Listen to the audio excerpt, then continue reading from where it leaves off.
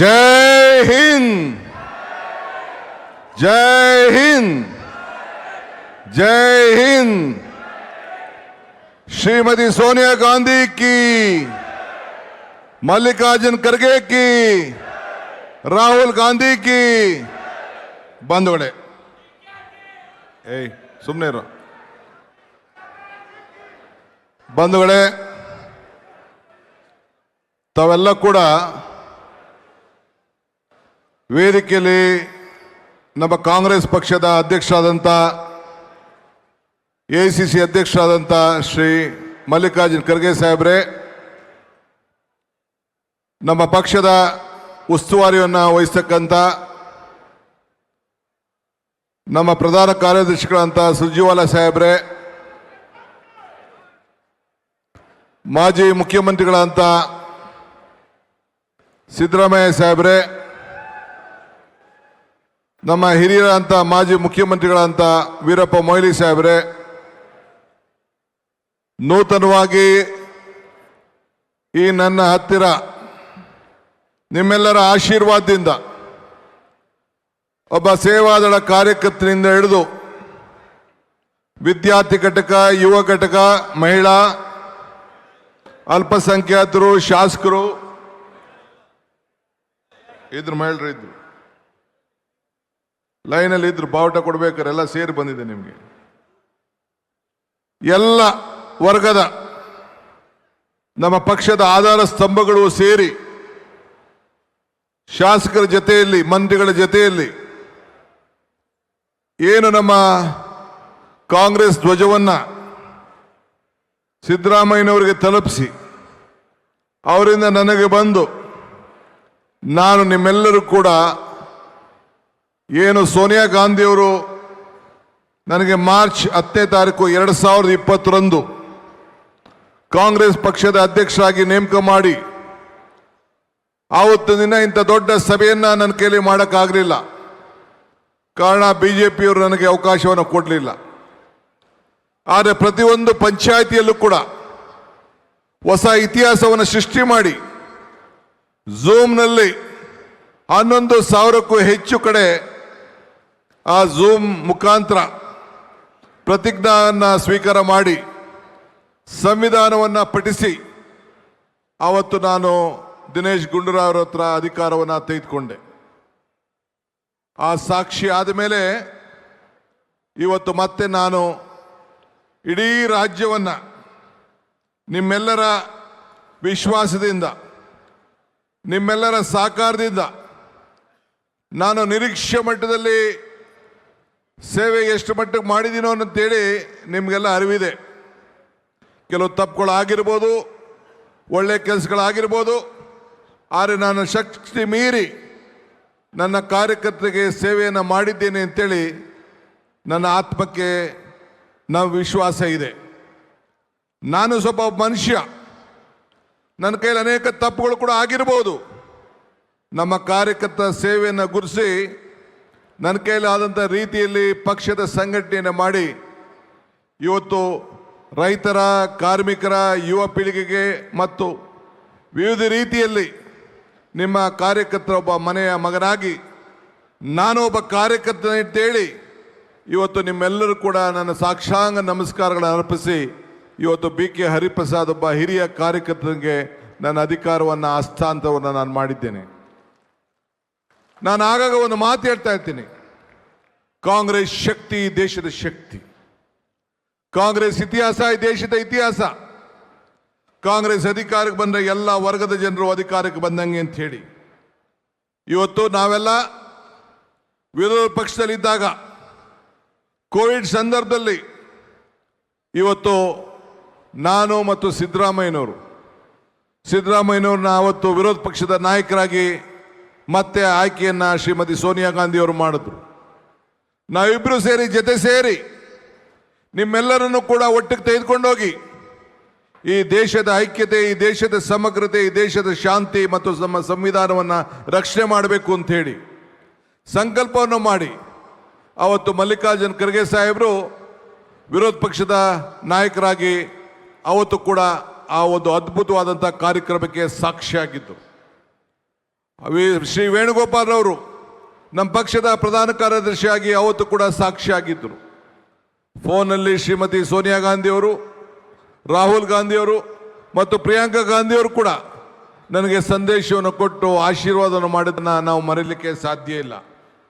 ಅಂಥ ಶುಭ ಗಳಿಗೆಯಲ್ಲಿ ಆ ಪ್ರತಿಜ್ಞೆಯನ್ನು ಸ್ವೀಕಾರ ಮಾಡಿ ಆವತ್ತು ಅಧಿಕಾರವನ್ನು ನಿಮ್ಮೆಲ್ಲರ ಸಮ್ಮುಖದಲ್ಲಿ ಪಡೆದೆ. ಕೋವಿಡ್ ಸಂದರ್ಭ, ನಾವು ಯಾರೂ ಮನೆಯಿಂದ ಹೊರಗಡೆ ಹೋಗ್ಲಿಕ್ಕಾಗಲಿಲ್ಲ.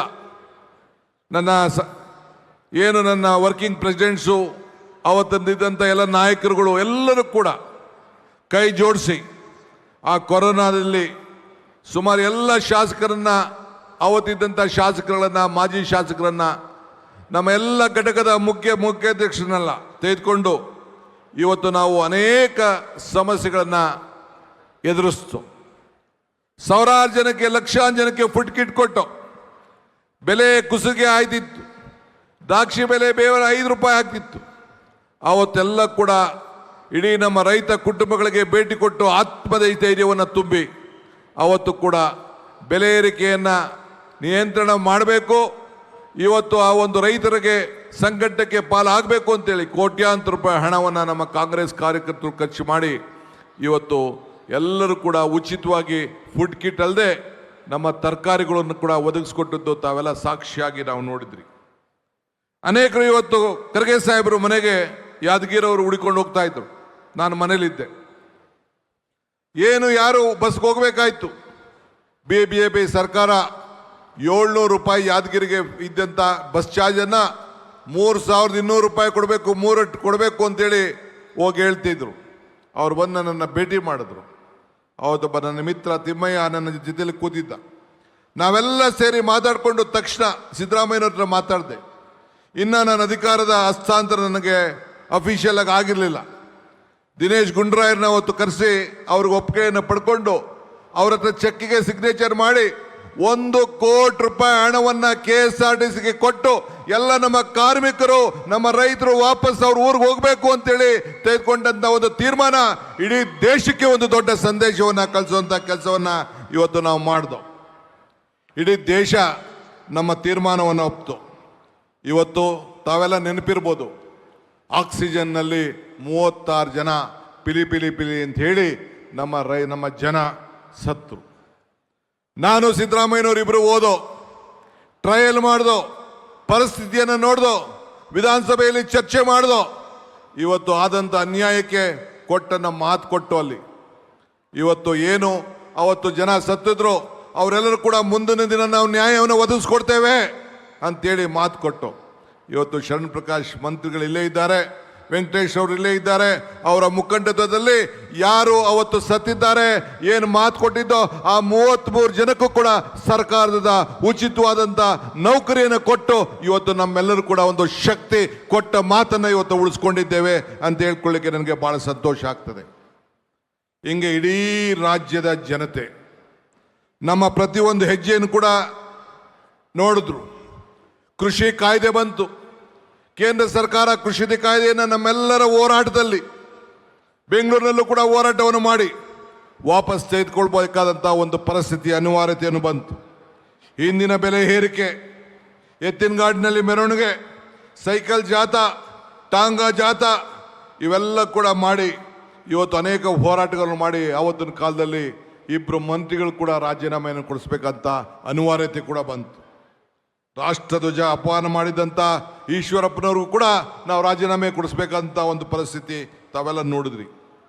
PSIನಲ್ಲಿ ಆಕ್ರಮಣ, ಸೋನಿಯಾ ಗಾಂಧಿ ಅವ್ರ ವಿರುದ್ಧ ಕೊಟ್ಟಂಥ ಕಿರುಕುಳ, ಇವತ್ತು ರಾಹುಲ್ ಗಾಂಧಿ ಅವರಿಗೆ ಮಾಡಿದಂಥ ಅನೇಕ ಖಂಡನೆಯ ಪ್ರತಿಭಟನೆ, ಇವತ್ತು ನಮ್ಮ ಸಂಸತ್ ಸದಸ್ಯರನ್ನೆಲ್ಲ ವಿರೋಧ ಪಕ್ಷದವರು ನಮ್ಮನ್ನ ವಜಾ ಮಾಡಿ ಅವ್ರಿಗೆ ಮಾಡಿದಂಥ ಅವಮಾನ, ಇದೆಲ್ಲದೂ ಕೂಡ ಗಮನದಲ್ಲಿಟ್ಕೊಂಡು ನಾವು ಹೋರಾಟವನ್ನು ಮಾಡಿದೆವು. ಬಂಧುಗಳೇ, ಈ ದೇಶದಲ್ಲಿ ನೀವು ಕೂಡ ಇತಿಹಾಸವನ್ನು ಸೃಷ್ಟಿಸಿದ್ದೀರಿ. 75 ಲಕ್ಷ ಕಾಂಗ್ರೆಸ್ ಪಕ್ಷದ ಸದಸ್ಯರನ್ನಾಗಿ ಜವಾಹರ್ಲಾಲ್ ನೆಹರು ಅವರ 75 ವರ್ಷದ ಏನು ಒಂದು ಆಚರಣೆ ಇತ್ತು, ನಮ್ಮ ಕಾಂಗ್ರೆಸ್ ಪಕ್ಷದ ಆಚರಣೆ ಇತ್ತು, ಸ್ವಾತಂತ್ರ್ಯ ಆಚರಣೆ ಇತ್ತು. ಅವರ ಹುಟ್ಟಿದ ಹಬ್ಬ ಮೆಂಬರ್ಶಿಪ್ ಡ್ರೈವನ್ನು ಮಾಡಿ ಇಡೀ ದೇಶಕ್ಕೆ ಒಂದು ದೊಡ್ಡ ಸಂದೇಶವನ್ನು ಕಟ್ಟಿ 75 ಲಕ್ಷದ ಬೆಂಬರನ್ನು ತಾವೆಲ್ಲ ಮಾಡಿದ್ರಿ. ಇದು ಈ ದೇಶದಲ್ಲಿ ಒಂದು ಇತಿಹಾಸ. ಈ ದೇಶದಲ್ಲಿ ಇತಿಹಾಸ. ನಾವು ರೈತರಿಗೋಸ್ಕರ ಕೃಷ್ಣೆ ಮಾದಾಯಿ ಕಾವೇರಿ ವಿಚಾರದಲ್ಲಿ ಹೋರಾಟವನ್ನು ಮಾಡಿದು. ಕೋವಿಡ್ ಸಂದರ್ಭ, ಆ ಸಂದರ್ಭದಲ್ಲಿ ಮೇಕೆದಾಟು ಪಾದಯಾತ್ರೆಯನ್ನು ಮಾಡಿದು. ಬಿಜೆಪಿಯವರು ಅನುಮತಿ ಕೊಡಲಿಲ್ಲ. ಕೊನೆಗೆ 8 ದಿನ ಆದಮೇಲೆ ನಾವು ವಾಪಸ್ ನಿಲ್ಲಿಸಬೇಕಾದಂಥ ಪರಿಸ್ಥಿತಿ ಬಂತು. ನಮ್ಮ ನೀರು ನಮ್ಮ ಹಕ್ಕು, ಹೆಜ್ಜೆ ಮೇಲೆ ಹೆಜ್ಜೆ ಹಾಕಿ ವಾಪಸ್ ನಿಲ್ಲಿಸಿ ಮತ್ತೆ ಅದನ್ನು ಕೂಡ ಸಂಗಮದಲ್ಲಿ ಬಂದು ಮಲ್ಲಿಕಾರ್ಜುನ್ ಖರ್ಗೆ ಅವರ ಅಧ್ಯಕ್ಷತೆಯಲ್ಲಿ ಅವರು ಉದ್ಘಾಟನೆಯನ್ನು ಮಾಡಿ ಇವತ್ತು ಏನು ಮೇಕೆದಾಟು ಪಾದಯಾತ್ರೆ ಮಾಡಿದ್ದು ಈ ರಾಜ್ಯದಲ್ಲಿ ಅದು ಒಂದು ಐತಿಹಾಸಿಕವಾದಂಥ ಪುಟ. ಇನ್ನು ಮುಂದಿನ ದಿನದಲ್ಲಿ ಆದರೆ ಏನಾಗಿದೆ, ಬದಲಾವಣೆ ಏನಾಯಿತು, ಯಾವ ರೀತಿ ಹೋರಾಟವನ್ನು ಮಾಡಿದ್ದೇವೆ, ನಮ್ಮ ನೀರು ನಮ್ಮ ಹಕ್ಕು ಹೋರಾಟ ಎಲ್ಲಿಗೆ ಮುಟ್ಟಿದ್ದೇವೆ ಅಂತೇಳಿ ಮುಂದಿನ ದಿನದಲ್ಲಿ ನಿಮ್ಮ ಹತ್ರ ಅದನ್ನು ಚರ್ಚೆಯನ್ನು ನಾನು ಮಾಡ್ತೇನೆ. ಚಿತ್ರದುರ್ಗದಲ್ಲಿ ಐಕ್ಯತೆ ಸಮಾವೇಶವನ್ನು ಮಾಡಿದು. ಏನು ನಮ್ಮ ಇಂಟರ್ನಲ್ ರಿಸರ್ವೇಷನ್ ಇತ್ತು, ಆ ವಿಚಾರದಲ್ಲಿ ಎಲ್ಲರೂ ಕೂಡ ಒಟ್ಟಿಗೆ ಸೇರಿಸಿ ಎಲ್ಲರೂ ಸೇರಿ ಒಗ್ಗಟ್ಟಾಗಿ ನಾವು ದುಡಿಬೇಕು ಅಂಥೇಳಿ ಎಲ್ಲರೂ ಕೂಡ ನ್ಯಾಯವನ್ನು ಕೊಡಬೇಕು, ಸರ್ವರಿಗೂ ಸಮಬಾಳು ಸಮಪಾಳು ಅಂಥೇಳಿ ಸಂಕಲ್ಪವನ್ನು ಮಾಡಿ ಕಾರ್ಯಕ್ರಮವನ್ನು ರೂಪಿಸಿ ಅದನ್ನು ಕೂಡ ಇವತ್ತು ಜಾರಿಗೆ ನಾವು ತಂದಿದ್ದೇವೆ. ಹಂಗೆ ಪ್ರತಿ ಹಂತದಲ್ಲೂ ಕೂಡ ಪ್ರಜಾಧ್ವನಿ ಬಸ್ ಯಾತ್ರೆ, ಇವತ್ತು ಅನೇಕ ಯುವಕರ ಉದ್ಯೋಗದ ವಿಚಾರದಲ್ಲಿ ಮಾಡಿದಂಥ ಹೋರಾಟ ತಾವೆಲ್ಲ ಕೂಡ ಗಮನಿಸಿದ್ದೀರಿ. ಹಿಂಗೆ ಒಂದೊಂದಲ್ಲ ಎರಡಲ್ಲ, ಈ ರೀತಿ ನಾವು ಹೋರಾಟವನ್ನು ಮಾಡಿ ಪ್ರಜಾಧ್ವನಿ ಕಾರ್ಯಕ್ರಮವನ್ನು ಇಟ್ಕೊಂಡು ಬೊಂಬಾಯಿಗೆ ಇವತ್ತು ಬೆಳಗಾಂಗೆ ಹೋಗಿ ಗಾಂಧಿ ಬಾವಿಯಲ್ಲಿ ಹೋಗಿ ನೀರನ್ನು ತೆಗೆದು ರಸ್ತೆಗೆ ಚೆಲ್ಲಿ ಆ ನೀರನ್ನು ತೆಗೆದು ಚೆಲ್ಲಿಗೆ ಕಸವನ್ನು ಗುಡಿಸಿ ಅಲ್ಲಿ ಹೋಗಿ ಚಿಕ್ಕೋಡಿಯಲ್ಲಿ ಮೊದಲನೇ ಗ್ಯಾರಂಟಿ ಗೃಹ ಜ್ಯೋತಿ ತಮ್ಮೆಲ್ಲರ ಮನೆಯಲ್ಲೂ ಕೂಡ ಉಚಿತವಾಗಿ ಬೆಳಗಬೇಕು, 200 ಯೂನಿಟ್ ಕೊಡಬೇಕು ಅಂತೇಳಿ ಕೊಟ್ಟನ್ನ ಮಾತನ್ನ ಕೂಡ ನಾವು ಮೊದಲನೇ ಗ್ಯಾರಂಟಿ ನಿಮ್ಮ ಮನೆಯ ಜ್ಯೋತಿ ಬೆಳಗಬೇಕು ಅಂತೇಳಿ ತೀರ್ಮಾನವನ್ನು ನಾವು ಮಾಡಿದ್ವು. ಹಿಂಗೆ 10 ರೀತಿ ಹೋರಾಟ. ಇದು ನನ್ನ ಹೋರಾಟ ಅಲ್ಲ, ಸಿದ್ದರಾಮಯ್ಯನವ್ರ ಹೋರಾಟ ಅಲ್ಲ, ನಿಮ್ಮೆಲ್ಲರ ಹೋರಾಟ, ನಿಮ್ಮೆಲ್ಲರ ಶಕ್ತಿ ಇವತ್ತು ಈ ರಾಜ್ಯದಲ್ಲಿ 136 ಸೀಟು ಗಳಿಸಲಿಕ್ಕೆ ಅವಕಾಶವನ್ನು ಇವತ್ತು ತಂದಿದೆ. ನಾನೊಬ್ಬ ಮಾಡಲಿಕ್ಕೆ ಸಾಧ್ಯ ಇಲ್ಲ, ನಾನೊಬ್ಬಂದು ಅಲ್ಲಿ ಸಿದ್ದರಾಮಯ್ಯನವ್ರದ್ದಲ್ಲ. ಈ ವೇದಿಕೆಯಲ್ಲಿರುವಂಥ ಎಲ್ಲ ನಾಯಕರುಗಳು, ನೀವಿರುವಂಥ ಎಲ್ಲ ಕಾರ್ಯಕರ್ತರು ಹಗಲು ರಾತ್ರಿ ದುಡ್ದಿದ್ದೀರಿ. ಇದೇ ಮಧ್ಯದಲ್ಲಿ ರಾಹುಲ್ ಗಾಂಧಿಯವರು ತೆಗೆದುಕೊಂಡಂಥ ದಿಟ್ಟ ಹೋರಾಟ, ಇದೊಂದು ಇತಿಹಾಸ, ಒಂದು ಐತಿಹಾಸಿಕ. ಮಹಾತ್ಮ ಗಾಂಧೀಜಿಯವರು ದಂಡಿ ಯಾತ್ರೆ ಆದಮೇಲೆ ಮತ್ತೆ ಈ ದೇಶದಲ್ಲಿ ಒಂದು ಹೋರಾಟ, ಒಂದು ಯಾತ್ರೆ ನಡೆದಿದೆ ಅಂತಂದರೆ ಭಾರತ್ ಜೋಡೋ ಯಾತ್ರೆ. ರಾಹುಲ್ ಗಾಂಧಿಯವರು ಕಾಶ್ಮೀರಿಂದ ಕನ್ಯಾಕುಮಾರಿವರೆಗೂ ಏನು ಪಾದಯಾತ್ರೆ ಮಾಡಿದ್ರು, ಆ ನಮ್ಮ ರಾಜ್ಯದಲ್ಲಿ 23 ದಿನಗಳ ಕಾಲ ಶ್ರೀಮತಿ ಸೋನಿಯಾ ಗಾಂಧಿಯವರು ಬಂದು ಹೆಜ್ಜೆ ಹಾಕಿ ಸಾಕ್ಷಿ ಆದರು. ಆ ಸಾಕ್ಷಿ ಸಮಯದಲ್ಲಿ ನಮ್ಮ ಮಲ್ಲಿಕಾರ್ಜುನ್ ಖರ್ಗೆ ಸಾಹೇಬರು ಒಬ್ಬ ಬ್ಲಾಕ್ ಕಾಂಗ್ರೆಸ್ ಅಧ್ಯಕ್ಷರಾಗಿದ್ದಂಥವರು ಈ ದೇಶದ ಮಹಾತ್ಮ ಗಾಂಧೀಜಿಯವರು ಯಾವ ಸ್ಥಾನದಲ್ಲಿ ಕೂತಿದ್ರೋ ಆ ಸ್ಥಾನದಲ್ಲಿ ಮತ್ತೆ ಅವರಿಗೆ ಅಧಿಕಾರವನ್ನು ಕೊಡುವಂಥ ಒಂದು ದೊಡ್ಡ ಅವಕಾಶ ಈ ಕರ್ನಾಟಕ ರಾಜ್ಯದಲ್ಲೇ ನಾವು ನೀವೆಲ್ಲ ಸೇರಿ ಮತ ಚಲಾಯಿಸುವಂಥ ಐತಿಹಾಸಿಕ ಘಟನೆ ನಡೀತು. ರಾಹುಲ್ ಗಾಂಧಿಯವರು ಕೂಡ ಬಳ್ಳಾರಿಯಲ್ಲಿ ಮತವನ್ನು ಹಾಕುವಂಥ ಒಂದು ದೊಡ್ಡ ಸುವರ್ಣ ಅವಕಾಶ ನಡೆದು ಶ್ರೀ ಮಲ್ಲಿಕಾರ್ಜುನ್ ಖರ್ಗೆ ಅವರು ACC ಅಧ್ಯಕ್ಷರಾಗಿ ಇವತ್ತು ನೇಮಕಗೊಂಡರು. ಇದೆಲ್ಲ ಇತಿಹಾಸ. ಇಂಥ ಸಂದರ್ಭದಲ್ಲಿ ಕಾಂಗ್ರೆಸ್ ಪಕ್ಷದ ಅಧ್ಯಕ್ಷನಾಗಿ ಅಧಿಕಾರವನ್ನು ಸ್ವೀಕಾರ ಮಾಡಿ ನಿಮ್ಮೆಲ್ಲ ಘಟನೆಗಳನ್ನು ಕೂಡ ಯಾಕೆ ನಾನು ನೆನಪು ಮಾಡ್ತಾ ಇದ್ದೀನಿ ಅಂದರೆ, ನನ್ನ ಅಧಿಕಾರ ಅವಧಿಯಲ್ಲಿ ಏನು ಸಾಕ್ಷಿ ಗುಡ್ಡೆಯನ್ನು ಬಿಟ್ಟು ಹೋಗ್ತಾ ಇದ್ದೀನಿ ಅನ್ನೋ ಮಾತನ್ನು ಹೇಳಲಿಕ್ಕೆ ನನಗೆ ಭಾಳ ಸಂತೋಷ ಆಗ್ತದೆ. ಈ ಸಾಧನೆ ನನ್ನದಲ್ಲ ಅಂತ ಈಗೂ ಹೇಳ್ತಾ ಇದ್ದೀನಿ. ಈ ಸಾಧನೆ ನಿಮ್ಮೆಲ್ಲರಕ್ಕಿಂತ ಮಾತ್ರ ಸಾಧ್ಯ ಆಯಿತು. ಬೈದಿರ್ಬೋದು, ನೊಂದಿರ್ಬೋದು, ಜಗಳ ಆಡಿರ್ಬೋದು, ಮಾತಾಡದೇ ಇರ್ಬೋದು, ಆದರೂ ಕೂಡ ಈ ರಾಜ್ಯದಲ್ಲಿ ಕಾಂಗ್ರೆಸ್ ಸರ್ಕಾರ ತರಬೇಕು ಅಂತೇಳಿ ಡಬಲ್ ಇಂಜಿನ್ ಸರ್ಕಾರಕ್ಕೆ ತಾವೆಲ್ಲ ಒಂದು ದೊಡ್ಡ ಶಕ್ತಿಯನ್ನು ನಮಗೆಲ್ಲ ಕೂಡ ಕೊಟ್ರಿ. ಈ ಮಧ್ಯದಲ್ಲಿ ಅಧಿಕಾರ ಬಂತು, 136 ಸೀಟ್ ಬಂತು. 136 ಸೀಟ್ ಆದಮೇಲೆ ಮತ್ತೆ ನಾವು ಮಹಾತ್ಮ ಗಾಂಧೀಜಿಯವರು ಅಧಿಕಾರಕ್ಕೆ ತೆಗೆದುಕೊಂಡು 100 ವರ್ಷದ ಸಂಭ್ರಮ ಬೆಳಗಾಮಲ್ಲಿ ನಾವು ಮಾಡಿದೆವು. ಜೈ ಬಾಪು, ಜೈ ಭೀಮ್, ಜೈ ಸಂವಿಧಾನ.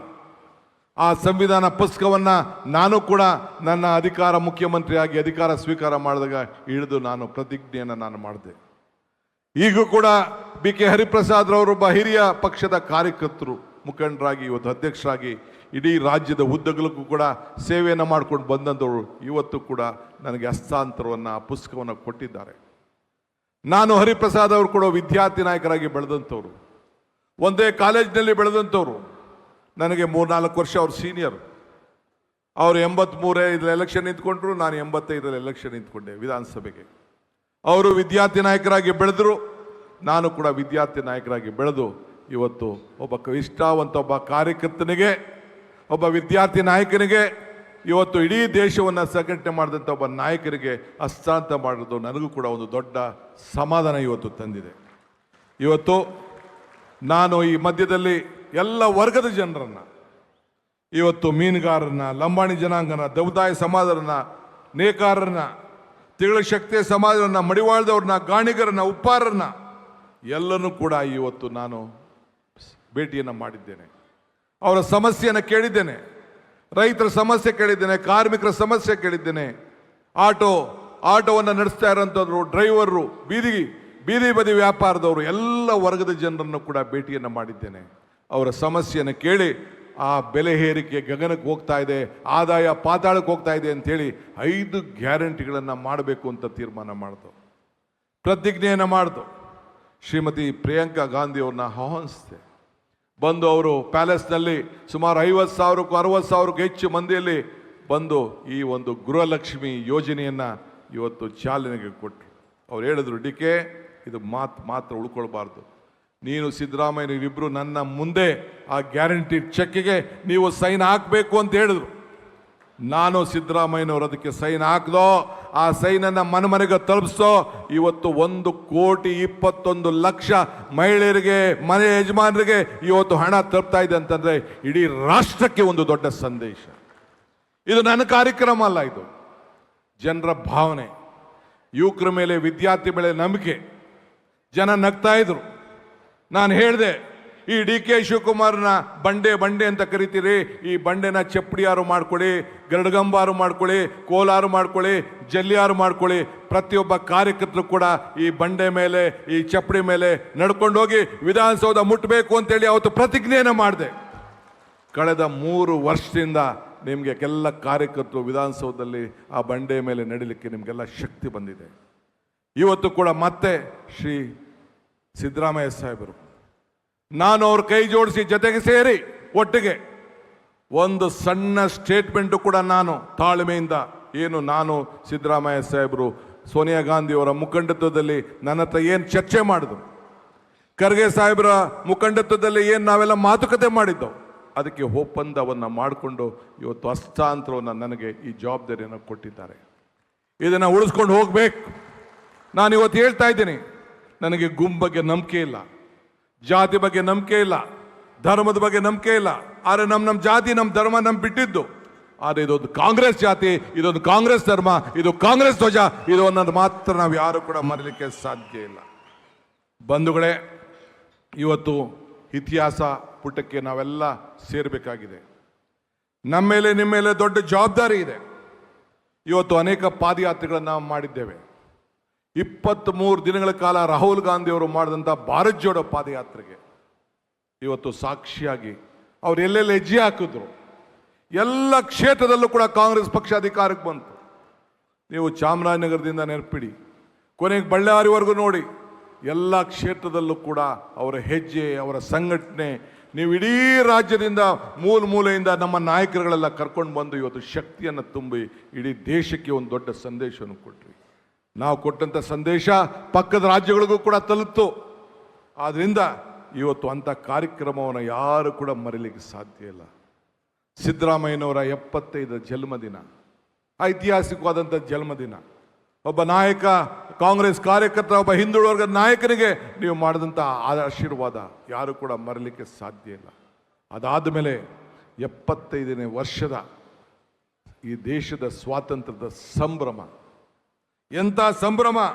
ಸ್ವಾತಂತ್ರ್ಯ ದಿನಾಚರಣೆ, ಸ್ವಾತಂತ್ರ್ಯ ದಿನ ನಡೆಗೆ ಸುಮಾರು 4 ಲಕ್ಷ ಜನ ಈ ಮಕ್ಕಳು, ವಿದ್ಯಾರ್ಥಿಗಳು, ಹಿರಿಯರು ಇವತ್ತು ನಡೆದು, ಅವತ್ತು ಟ್ರೈನಲ್ಲೇ 3,72,000 ಜನ ಮೆಟ್ರೋನಲ್ಲಿ ಪ್ರವಾಸ ಮಾಡಿ ಆ ಸ್ವಾತಂತ್ರ್ಯದ ನಡಿಗೆ ಇದೆಯಲ್ಲ, ಈ ದೇಶದಲ್ಲಿ ಮತ್ತೊಂದು ಇತಿಹಾಸ ಅಂತ ಹೇಳಲಿಕ್ಕೆ ನನಗೊಂದು ಭಾಳ ಸಂತೋಷ ಆಗ್ತದೆ. ಬಂಧುಗಳೇ, ಇನ್ನು ಹೆಚ್ಚಿಗೆ ಹೇಳುತ್ತದೆ ಇಲ್ಲ. ಈ ದೇಶದಲ್ಲಿ ನನಗೆ ಜವಾಬ್ದಾರಿಯನ್ನು ಕೊಟ್ಟಿದ್ದೀರಿ. ಈ ರಾಜ್ಯದಲ್ಲಿ ನನಗೆ ಜವಾಬ್ದಾರಿಯನ್ನು ಪಕ್ಷ ಕೊಟ್ಟಿದೆ. ಈ ರಾಜ್ಯವನ್ನು ಮುನ್ನಡೆಸಲಿಕ್ಕೆ ನೀವೆಲ್ಲ ಅವಕಾಶವನ್ನು ನಮ್ಮ ಪಕ್ಷ ಕೊಟ್ಟಿದೆ. ನನ್ನ ಮೇಲೆ ನೀವು ಮತ್ತು ನಮ್ಮ ರಾಷ್ಟ್ರೀಯ ನಾಯಕರುಗಳು ಎಲ್ಲ ಸೇರಿ ವಿಶ್ವಾಸವನ್ನು ಇಟ್ಟಿದ್ದೀರಿ. ಇವತ್ತು 6 ಗ್ಯಾರಂಟಿಗಳನ್ನು 5 ಗ್ಯಾರಂಟಿಗಳನ್ನು ನಡೆಸ್ಕೊಂಡು ಬಂದಿದ್ದೇವೆ. ಯಾವ ಕಾರಣಕ್ಕೂ ನಮ್ಮ ಗ್ಯಾರಂಟಿಯನ್ನು ಯಾರು ಕೂಡ ನಿಲ್ಲಿಸಲಿಕ್ಕೆ ಸಾಧ್ಯ ಇಲ್ಲ, ನಾವು ಕೂಡ ನಿಲ್ಲಿಸೋದಿಲ್ಲ ಅನ್ನೋ ಮಾತನ್ನು ಈ ಸಂದರ್ಭ ಹೇಳಲಿಕ್ಕೆ ನಾನು ಬಯಸ್ತಾ ಇದ್ದೇನೆ. ಇವತ್ತು ಇದಲ್ಲದೆ ನಾನು ಅಧಿಕಾರ ತೆಗೆದುಕೊಂಡ ದಿನ ಈಗಾಗಲೇ ನಾವು ಭೂ ಗ್ಯಾರಂಟಿ ಅಂತೇಳಿ ಪ್ರತಿಯೊಬ್ಬ ರೈತನಿಗೆ, ಪ್ರತಿಯೊಬ್ಬ ನಾಗರಿಕನಿಗೆ, ಯಾರವನ ಆಸ್ತಿಗೆ ದಾಖಲೆಗಳನ್ನು ನಿರ್ಮಾಣ ಮಾಡಬೇಕು ಅಂತೇಳಿ ಎಲ್ಲರೂ ಕೂಡ ಈಗಾಗಲೇ ದಾಖಲೆಗಳನ್ನು ಕೊಡಲಿಕ್ಕೆ ತೀರ್ಮಾನವನ್ನು ಮಾಡಿದ್ದೇವೆ. ಹಳ್ಳಿಗಳಲ್ಲಿ, ಗ್ರಾಮಗಳಲ್ಲಿ ಯಾವುದಾದ್ರೂ ಗ್ರಾಮಗಳನ್ನು ಗುರುತಿಸ್ಲಿಕ್ಕೆ ಆಗಲಿಲ್ಲ, ದಾಖಲೆಗಳು ಸರಿ ಇಲ್ಲ, ಬಿ ಖಾತೆಯಿಂದ ಎ ಖಾತೆ ಮಾಡಿ, ಈ ಖಾತೆ ಮಾಡಿ, ಎಲ್ಲರೂ ಕೂಡ ಅವನ ಆಸ್ತಿಗಳನ್ನು ಹಕ್ಕನ್ನು ಉಳಿಸ್ಲಿಕ್ಕೆ ಇವತ್ತು ಯಾವ ಸರ್ಕಾರ ಕೂಡ ತೀರ್ಮಾನ ಮಾಡೋಕ್ಕಾಗಲಿಲ್ಲ. ಹಿಂದೆ ಯಾವ ರೀತಿ ನಮ್ಮ ಮನಮೋಹನ್ ಸಿಂಗ್ ಕಾಲದಲ್ಲಿ ಇವತ್ತು ಅನೇಕ ತೀರ್ಮಾನಗಳನ್ನು ಸಂವಿಧಾನದ ಮುಖಾಂತರ ತೆಗೆದುಕೊಂಡ್ರು. ಇಂದಿರಾ ಗಾಂಧಿಯವರ ಕಾಲದಲ್ಲಿ ಇವತ್ತು ಏನು ನರಸಿಂಹರಾವ್, ಇವತ್ತೇನು ನಮ್ಮ ದೇವರಾಜರಸರ ಕಾಲದಲ್ಲಿ ಉಳುವನಿಗೆ ಭೂಮಿ ಕೊಡಬೇಕು ಅಂತ ತೀರ್ಮಾನವನ್ನು ಮಾಡಿದ್ರು. ಹಂಗೆ ಇವತ್ತು ನಾವೆಲ್ಲ ಕೂಡ ಸಂವಿಧಾನದ ರೀತಿಯಲ್ಲಿ ಇವತ್ತು ಕಾರ್ಯಕ್ರಮವನ್ನು ಮಾಡಿದ್ದೇವೆ. ಪರಿಶಿಷ್ಟ ಜಾತಿ, ಪರಿಶಿಷ್ಟ ಪಂಗಡದ ಕಲ್ಲಿ ಸಿದ್ದರಾಮಯ್ಯನವರ ನೇತೃತ್ವದಲ್ಲಿ ಬೆಳಗಾಂನಲ್ಲಿ ತೆಗೆದುಕೊಂಡಂಥ ತೀರ್ಮಾನ ಇಡೀ ದೇಶಕ್ಕೆ ಒಂದು ದೊಡ್ಡ ಮಾದರಿಯಾಗಿ ಇವತ್ತು ಉಳ್ಕೊಂಡಿದೆ. ಆದ್ದರಿಂದ ಇವತ್ತು ಎಲ್ಲರೂ ಕೂಡ ಇಂಥ ತೀರ್ಮಾನಕ್ಕೆ ನೀವೆಲ್ಲ ಸಾಕ್ಷಿಯಾಗಿದ್ದೀರಿ.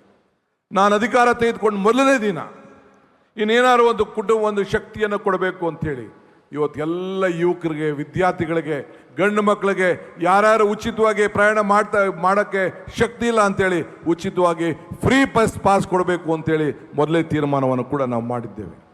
ಇದಲ್ಲದೆ ರಾಹುಲ್ ಗಾಂಧಿಯವರ ಯಾತ್ರೆ ನೆನಪಿಡಬೇಕು. ಯುವಕರ ಬಗ್ಗೆ ಅಪಾರವಾದಂಥ ವಿಶ್ವಾಸ. ಅದಕ್ಕೆ ಪ್ರತಿಯೊಂದು ಪಂಚಾಯಿತಿಯಲ್ಲೂ ಕೂಡ ಸಂಘಟನೆ ಮಾಡಬೇಕು. ಯುವಕರು ಒಂದು ಶಕ್ತಿ. ಈ ದೇಶದಲ್ಲಿ ಯುವಕರು ತೀರ್ಮಾನ ಮಾಡೋದು ಏನು ಬೇಕಾದ್ರೂ ಮಾಡಲಿಕ್ಕೆ ಸಾಧ್ಯ ಅಂಥೇಳಿ ಒಂದೊಂದು ಪಂಚಾಯತಿಗೆ 100, 200, 300 ಜನ ಯುವಕರನ್ನು ಸೇರಿಸ್ಬೇಕು, ಯುವತಿಯರು ಸೇರಬೇಕು. ಏನು ಈ ದೇಶದಲ್ಲಿ ಭಾರತ್ ಜೋಡೋ, ಏನು ರಾಹುಲ್ ಗಾಂಧಿಯವರ ಯಾತ್ರೆ ಶಾಶ್ವತವಾಗಿ ಉಳಿಬೇಕು. ಎಲ್ಲ ಧರ್ಮದವರು, ಎಲ್ಲ ಜಾತಿಯರನ್ನು ಕೂಡ ಒಟ್ಟಿಗೆ ತೆಗೆದುಕೊಂಡು ಹೋಗಬೇಕು. ಆ ಹಿನ್ನೆಲೆಯಲ್ಲಿ ಪ್ರತಿಯೊಂದು ಪಂಚಾಯಿತಿಯಲ್ಲಿ, ಪ್ರತಿಯೊಂದು ವಾರ್ಡಲ್ಲಿ, ಪ್ರತಿಯೊಂದು ನಗರಸಭೆ ವಾರ್ಡಲ್ಲಿ ಒಟ್ಟು 10,000 ಸಂಘಗಳನ್ನು ನಿರ್ಮಾಣ ಮಾಡಿ 1,000 ಕೋಟಿ ರೂಪಾಯಿ ಅದಕ್ಕೋಸ್ಕರ ಮೀಸಲಾಗಿ ಇಡಬೇಕು ಅಂತೇಳಿ ಒಂದು ಕಾರ್ಯಕ್ರಮವನ್ನು ಇವತ್ತು ತೀರ್ಮಾನವನ್ನು ನಾವು ಮಾಡಿದ್ದೇವೆ. ಇದು ದೇಶದ ಐಕ್ಯತೆಯ ಶಕ್ತಿ. ಇದು ಜಾತಿ ಧರ್ಮ ಎಲ್ಲ ಬಿಟ್ಟು ಒಗ್ಗಟ್ಟಿಂದ ನಮ್ಮ ಯುವಕರು ಬಾಂಧವ್ಯದಿಂದ ಮೆರಿಬೇಕು. ಆ ದೃಷ್ಟಿಯಿಂದ ಇಂಥ ತೀರ್ಮಾನವನ್ನು ಮಾಡಿದ್ದೇವೆ. ಇದಲ್ಲದೆ ಇನ್ನು 10 ಕಾರ್ಯಕ್ರಮಗಳನ್ನು ಪ್ರತಿದಿನ ಕೂಡ ಮಾಡಿದ್ದೇವೆ. ನಿನ್ನೆ ಕ್ಯಾಬಿನೆಟ್ ಇತ್ತು. OCCC ಬಗ್ಗೆ ಒಂದು ದೊಡ್ಡ ಸಮಸ್ಯೆ ಸುಪ್ರೀಂ ಕೋರ್ಟು, ಅದನ್ನು ಕೂಡ ತೀರ್ಮಾನವನ್ನು ಮಾಡಿದ್ದೇವೆ. ಇದಲ್ಲದೆ ಇವತ್ತು ಒಂದು ಹೊಸ ಇಲಾಖೆ, ಎಲ್ಲರೂ ಕೂಡ ಯಾರ್ಯಾರು ಹೋರಾಟವನ್ನು ಮಾಡ್ತಾ ಇದ್ದಾರೆ ಅವರೆಲ್ಲರೂ ಕೂಡ ಪ್ರಜಾ ಸೇವೆ, ಎಲ್ಲರೂ ಕೂಡ ಪಬ್ಲಿಕ್ ಗ್ರೀವೆನ್ಸಸ್ ಏನಿದೆ, ನಿಮ್ಮ ಸಮಸ್ಯೆಗಳಿದೆ, ಯಾವುದೇ ಒಬ್ಬ ಸಮಸ್ಯೆ ಏನಿದೆ ಅದಕ್ಕೊಂದು ಪ್ರತ್ಯೇಕವಾದಂಥ ಇಲಾಖೆಯನ್ನು ಮಾಡಿ ಅದಕ್ಕೆ ಮಂತ್ರಿಯನ್ನು ನೇಮಕವನ್ನು ಮಾಡುವಂಥ ಒಂದು ಐತಿಹಾಸಿಕ ತೀರ್ಮಾನವನ್ನು ಇವತ್ತು ನಾವು ಮಾಡಿದ್ದೇವೆ. ಹಿಂಗೆ ಅನೇಕ ಕಾರ್ಯಕ್ರಮಗಳನ್ನು ಇವತ್ತು ನಾವು ರೂಪಿಸಿದ್ದೇವೆ. ಆದ್ದರಿಂದ ನಾನು ತಮಗೆಲ್ಲ ಕೇಳೋದಿಷ್ಟೇ, ಇವತ್ತು ನಿಮ್ಮ ಶಕ್ತಿ, ನಿಮ್ಮ ಆಶೀರ್ವಾದ ನಮ್ಮೆಲ್ಲರೂ ಕೂಡ ಅವಶ್ಯಕತೆ ಇದೆ. ಆದರೆ ನಾನು ಒಬ್ಬನ ಕೈಯಲ್ಲಿ ಮಾಡಲಿಕ್ಕೆ ಸಾಧ್ಯ ಇಲ್ಲ. ನಮ್ಮೆಲ್ಲ ಶಾಸಕರಿಗೂ ಕೂಡ ನಾನು ಹೇಳ್ತಾ ಇದ್ದೇನೆ. ಇವತ್ತು ನಾನು ಮಂತ್ರಿಗಳಿಗೆ ಸಂಪುಟದಲ್ಲಿ ಹೇಳಿದ್ದೇನೆ, ಎಲ್ಲ ಮಂತ್ರಿಗಳು, ಜಿಲ್ಲಾ ಮಂತ್ರಿಗಳು ಕನಿಷ್ಠ ವಾರಕ್ಕೊಂದಿನ ಪ್ರತಿಯೊಬ್ಬ ಮಂತ್ರಿ ಕೂಡ ಪ್ರತಿ ತಾಲೂಕು ಕೂಡ ಭೇಟಿಯನ್ನು ಕೊಟ್ಟು ಈ ಅಹವಾಲನ್ನು ಸ್ವೀಕಾರ ಮಾಡಿ ಪ್ರಜೆಗಳ ಸೇವೆಯನ್ನು ಮಾಡಬೇಕು, ಅವರ ಅಹವಾಲನ್ನು ಸ್ವೀಕರಿಸಬೇಕು, ಅವರ ಸ್ಪಂದಿಸಬೇಕು ಅಂತೇಳಿ ಈಗಾಗಲೇ ನಾನು ಮನವಿಯನ್ನು ಕೂಡ ನಾನು ಮಾಡಿದ್ದೇನೆ. ಸೊ ಅದರಿಂದ ಯಾರೇ ಎಷ್ಟು ದೊಡ್ಡವರಾಗಲಿ ನಿಮ್ಮ ಪಂಚಾಯಿತಿಗಳು ಹೋಗಿ ಅಸೆಂಬ್ಲಿ ಕ್ಷೇತ್ರಕ್ಕೆ ಬಂದು ನಿಮ್ಮ ಕಚೇರಿಗಳಿಗೆ ಭೇಟಿಯನ್ನು ಕೊಟ್ಟು, ನಿಮ್ಮ ಕಚೇರಿಗಳಿಗೆ ಭೇಟಿ ಕೊಟ್ಟು ನಿಮ್ಮ ಅಹವಾಲನ್ನು ಸ್ವೀಕಾರ ಮಾಡಿ ನಿಮಗೆ ಶಕ್ತಿ ತುಂಬುವಂಥ ಕೆಲಸವನ್ನು ನನ್ನ ಸಹೋದ್ಯೋಗಿಗಳು ಮಾಡ್ತಾರೆ ಅನ್ನೋ ಆತ್ಮವಿಶ್ವಾಸ ನನಗಿದೆ. ಏಕೆಂದರೆ ನಿಮಗೆ ಶಕ್ತಿ ಕೊಟ್ಟರೆ ನಮಗೆ ಶಕ್ತಿ, ನೀವು ಶಕ್ತಿಯಾಗಿದ್ದರೆ ನಾವು ಶಕ್ತಿಯಾಗಿರ್ತೇವೆ. ಹಂಗೆ ಅದ್ರ ಜೊತೆಗೆ ಇವತ್ತು ನಮಗೆ ಕಾಂಗ್ರೆಸ್ ಕಚೇರಿ ಅಂದರೆ ಒಂದು ದೇವಸ್ಥಾನ. ಹಿಂದೆ ದೇವಸ್ಥಾನ ಹೇಗಿತ್ತು? ಕಾಂಗ್ರೆಸ್ ಕಚೇರಿ. ಈಗ ಏನಿದೆ, 100 ವರ್ಷದ ಇತಿಹಾಸದಲ್ಲಿ ಏನಾದ್ರು ಒಂದು ನೆನಪನ್ನು ಬಿಟ್ಟು ಹೋಗ್ಬೇಕಲ್ಲ, ಸಾಕ್ಷಿ ಬಿಟ್ಟು ಹೋಗ್ಬೇಕಲ್ಲ. ಇವತ್ತು ನಾನು ಸಿದ್ದರಾಮಯ್ಯನವರೆಲ್ಲ ಕ್ಯಾಬಿನೆಟಲ್ಲಿ ಚರ್ಚೆ ಮಾಡಿ, ನನ್ನ ಸಹೋದ್ಯೋಗಿಗಳ ಚರ್ಚೆ ಮಾಡಿ 100 ಕಡೆ ಹೊಸ ಕಚೇರಿಯನ್ನ, ಗಾಂಧಿ ಭಾರತದ ಹೆಸರಿನಲ್ಲಿ ಹೊಸ ಕಡೆ ಕಾಂಗ್ರೆಸ್ ಕಚೇರಿಯನ್ನ ಮಾಡಲಿಕ್ಕೆ ಎಲ್ಲ ಜಾಗಗಳನ್ನ ಮಂಜೂರಾತಿಯನ್ನು ಮಾಡಿಸಿದ್ದೇವೆ. ಇದೊಂದು ಇಡೀ ದೇಶಕ್ಕೆ ಒಂದು ಇತಿಹಾಸ ಪುಟಕ್ಕೆ ನಿಮ್ಮ ರಾಜ್ಯ ಸೇರಿದೆ. ಇದಕ್ಕೆ ಸಹಕಾರ ಕೊಟ್ಟಂತ ನನ್ನ ಸಹೋದ್ಯೋಗಿಗಳು, ಮಂತ್ರಿಗಳು, ಮಾಜಿ ಮುಖ್ಯಮಂತ್ರಿಗಳಾದ ಸಿದ್ದರಾಮಯ್ಯನವರು ಮತ್ತು ಎಲ್ಲರಿಗೂ ಕೂಡ ಈ ಸಂದರ್ಭದಲ್ಲಿ ತುಂಬ ಹೃದಯದ ಶುಭವನ್ನು ಹಾರೈಸ್ತೇನೆ, ಅಭಿನಂದನೆ ಮಾಡಲಿಕ್ಕೆ ಸಂದೆ. ನಾನು ಯಾರು ಶಾಶ್ವತ ಅಲ್ಲ, ನೀವು ಯಾರು ಶಾಶ್ವತ ಇಲ್ಲ. ಆ ನಮ್ಮ ಕಾಂಗ್ರೆಸ್ ಪಕ್ಷದ ದೇವಸ್ಥಾನಗಳು ಸಾಕ್ಷಿಯಾಗಿ ಉಳ್ಕೊಳ್ತದೆ. ಅದು ಪ್ರತಿಯೊಬ್ಬ ಕಾರ್ಯಕರ್ತರು ಕೂಡ 10 ರೂಪಾಯಿ ಆಗಲಿ 100 ರೂಪಾಯಿ ಆಗಲಿ ಕೊಟ್ಟು ನೀವು ಆ ಬಿಲ್ಡಿಂಗ್ಗಳನ್ನು ಕಟ್ಟಿ ಆ ಒಂದು ದೇವಸ್ಥಾನಗಳಿಗೆ ತಾವೆಲ್ಲ ಕೂಡ ಅಡಿಪಾಯವನ್ನು ಹಾಕಬೇಕು. ಆ ದೇವಸ್ಥಾನದಲ್ಲಿ ನಿಮ್ಮ ಸೇವೆ ಆಗಬೇಕು, ಎಲ್ಲ ವರ್ಗದ ಜನರು ಸೇರುವಂಥ ಒಂದು ಜಾಗ ಆಗಬೇಕು ಅಂಥೇಳಿ ತಮ್ಮಲ್ಲಿ ನಾನು ಪ್ರಾರ್ಥನೆ ಮಾಡಲಿಕ್ಕೆ ನಾನು ಪ್ರಯತ್ನವನ್ನು ಮಾಡ್ತೇನೆ. ಆದ್ದರಿಂದ ಇವತ್ತು ಈ ಪ್ರಜಾಸೇವೆ ಇಲಾಖೆಗೆ ಒಂದು ದೊಡ್ಡ ಶಕ್ತಿ ತುಂಬುತ್ತಿದೆ. ಇದರ ಜೊತೆಗೆ ಕೇಂದ್ರ ಸರ್ಕಾರ ನಮಗೊಂದು ದೊಡ್ಡ ಶಾಕ್ ಕೊಡ್ತಾ ಇದ್ದಾರೆ. ಒಂದು ಅಪಾಯಕ್ಕೆ ತಗುಲಿಸಿದ್ದೇವೆ. ಒಂದು ಅಪಾಯ, ಇನ್ನೊಂದು ಅವಕಾಶ. ಇವತ್ತು ನೀವೆಲ್ಲ ಗಮನಿಸಿದ್ರಿ, ತಮಿಳುನಾಡಿನಲ್ಲಿ 64 ಲಕ್ಷ ಮತವನ್ನು ತೆಗೆದಿದ್ದಾರೆ. 91 ಲಕ್ಷ ಮತವನ್ನು ವೆಸ್ಟ್ ಬೆಂಗಾಲ್ ತೆಗೆದಿದ್ದಾರೆ. ನಿಮ್ಮ ಮತ SIR ಅಂತ ಅಂದರೆ ಪ್ರತಿಯೊಬ್ಬ ಮತದ ಪಟ್ಟಿಯನ್ನು ಹೊಸದಾಗಿ ಮಾಡ್ತಾರೆ. ಈಗಿರೋಂಥ ಮತದಾರರಿಗೆ ಯಾವುದು ಕೂಡ ನೀವು ಯಾರು ಬೇರೆ ಏನೋ ಮ್ಯಾಪಿಂಗ್ ಆಗಿದೆ ಅಂತ ತಿಳ್ಕೊಂಡ್ರೆ ನೀವೆಲ್ಲ ಕೂಡ ಮೂರ್ಖರಾಗಿ ಹೋಗ್ತೀರಿ. ನಾನಿಂದ ಹಿಡಿದು ಸಿದ್ದರಾಮಯ್ಯನವ್ರು ಹಿಡಿದು ಖರ್ಗೆ ಸಾಹೇಬ್ರಿಂದ ಹಿಡಿದು ವೇದಿಕೆಯವರೆಲ್ಲ ಕೂಡ ಎನ್ಯುಮರೇಷನ್ ಫಾರ್ಮ್ ಏನು ನಮ್ಮ BLOಗಳು ಕೊಡ್ತಾರೆ, ಆ ಎಲ್ಲರೂ ಕೂಡ ವಾಪಸ್ಸು ಸಿಗ್ನೇಚರ್ ಮಾಡಿ ದಾಖಲೆ ಸಮೇತ ಕೊಟ್ಟಾಗ ಮಾತ್ರ ನಿಮ್ಮ ಮತದಾನದ ಹಕ್ಕು ನಿಮಗೆ ಇರ್ತದೆ ಹೊರತು ನಿಮಗಿಲ್ಲ ಅಂದರೆ ಮತದಾನದ ಹಕ್ಕು ಇರಲಿಲ್ಲ, ಸಿಕ್ಕುವುದಿಲ್ಲ. ಈಗಾಗಲೇ ನಮ್ಮ ವರ್ಕಿಂಗ್ ಪ್ರೆಸಿಡೆಂಟು GC ಚಂದ್ರಶೇಖರ್ ನಿಮ್ಮ ಬೆನ್ನಿಗೆ ನಿಂತಿದ್ದಾರೆ. ಎಲ್ಲರೂ ಕೂಡ ಒತ್ತಾಯವನ್ನು ಮಾಡ್ತಾ ಇದ್ದಾರೆ. ನಾನು ಪ್ರತಿಯೊಬ್ಬರಿಂದ ಕೂಡ ನಮ್ಮ ಶಾಸಕರಿಗೆ, ಡಿಪ್ಯೂಟೆಡ್ ಕ್ಯಾಂಡಿಡೇಟ್ಸ್ಗೆ, ನಮ್ಮ ಅಧಿಕಾರಿಗಳಿಗೆ, ಪದಾಧಿಕಾರಿಗಳಿಗೆಲ್ಲ ಹೇಳ್ತೇನೆ. ನಾನು ಕೂಡ ಎಲ್ಲ ಅಧಿಕಾರಿಗಳ ಹತ್ರ ಚರ್ಚೆ ಮಾಡಿದ್ದೇನೆ. ಅವ್ರಿಗೆ ಯಾವ ರೀತಿ ನೀವು ಮಾಡಬೇಕು, ಮತದಾನದ ಹಕ್ಕನ್ನು ಯಾವ ರೀತಿ ಕೊಡಬೇಕು ಅಂತೇಳಿ ಅವರೆಲ್ಲರೂ ಕೂಡ ಮಾರ್ಗದರ್ಶನವನ್ನು ಕೊಟ್ಟಿದ್ದೇನೆ. ಆದರೆ ನೀವು ಯಾಮಾರಕ್ಕೆ ಹೋಗ್ಬಿಡಿ. ನಮ್ಮೆಲ್ಲ ಕಾರ್ಯಕರ್ತರು BLAಗಳು ಜವಾಬ್ದಾರಿ, BLA 2 ಜವಾಬ್ದಾರಿ ಹೆಚ್ಚಿದೆ.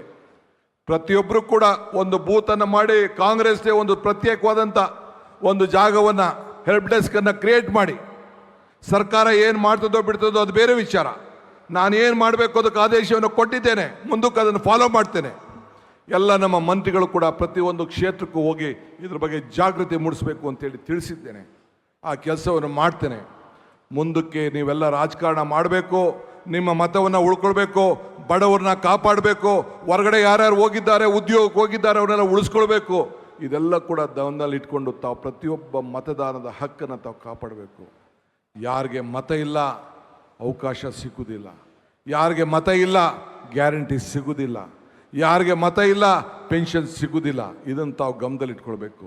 ಈಗಾಗಲೇ ಬೇರೆ ರಾಜ್ಯದಲ್ಲಿ, ಬಿಹಾರಲ್ಲಿ, ಬೇರೆ ಅಸ್ಸಾಂನಲ್ಲಿ, ಬೇರೆ ರಾಜ್ಯದಲ್ಲಿ ಯಾರ್ಯಾರಿಗೆ ಮತ ಇಲ್ಲ ಅವರೆಲ್ಲರೂ ಕೂಡ ಈ ಸ್ಕೀಮ್ಗಳನ್ನು ಕೊಡ್ತಾ ಇರೋಂಥ ಸರ್ಕಾರಿ ಸೌಲಭ್ಯಗಳನ್ನು ನಿಲ್ಲಿಸಿದ್ದಾರೆ. ಇದು ತಾವೆಲ್ಲ ಮನಸ್ಸಿನಲ್ಲಿ ಇಟ್ಕೊಳ್ಬೇಕು.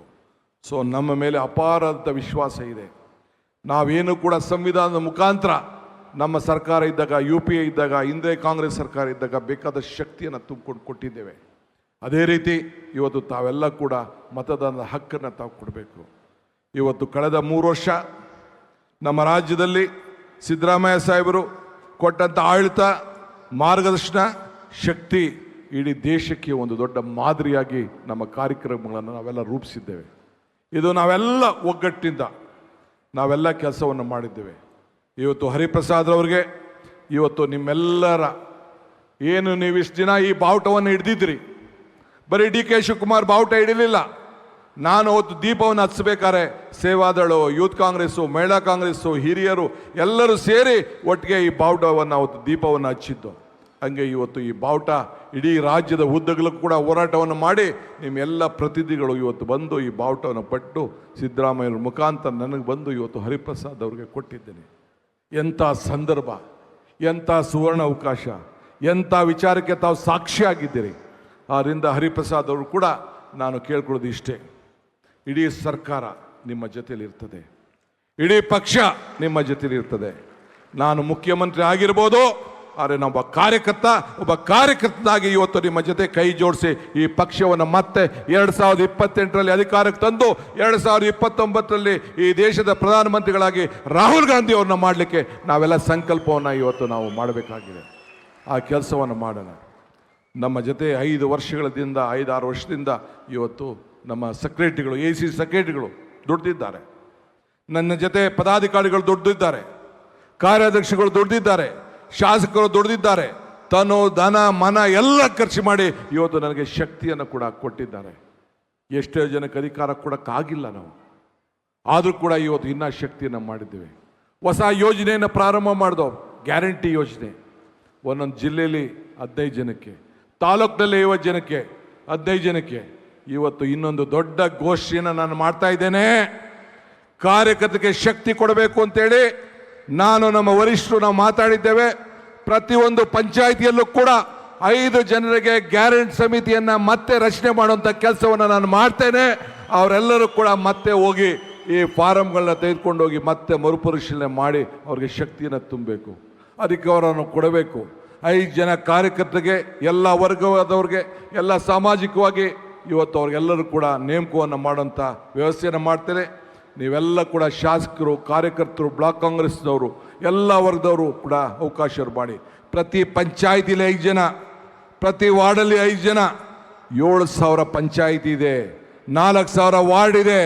ಪ್ರತಿಯೊಂದು ಪಂಚಾಯಿತಿ ವಾರ್ಡ್ನಲ್ಲೂ 5-5 ಜನ ಅಂದರೆ ಎಷ್ಟು ನಾಯಕರುಗಳನ್ನು ತಯಾರು ಮಾಡ್ತಾ ಇದ್ದೀವಿ. ಒಬ್ಬ ನಾಯಕನಾದವನು ಇನ್ನೊಬ್ಬ ನಾಯಕರನ್ನು ತಯಾರು ಮಾಡಬೇಕೇ ಹೊರತು ಫಾಲೋಯರ್ಸ್ನಲ್ಲ. ಅದಕ್ಕೆ ಕಾಂಗ್ರೆಸ್ ಪಕ್ಷ ಇವತ್ತು ಇದಕ್ಕೆ ಬದ್ಧವಾಗಿದೆ.